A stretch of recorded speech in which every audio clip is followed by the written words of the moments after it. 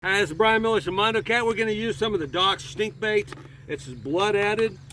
You guys, when you get ready to use the bait, get you a stick, stir it up a little, kind of mix it up. When you put the worm in, whatever dip worm you're using, work it around, really get it good. Get you a good old glob on it, just like that. Lick the stick off. Just kidding.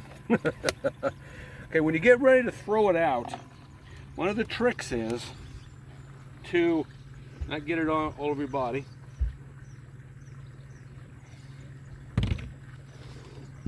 Put it in the water just a little bit. It'll kind of help solidify it. It'll chill it off a little bit.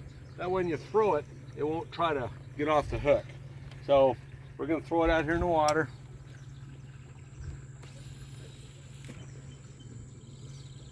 And we'll just see how many catfish we can catch here with dip bait.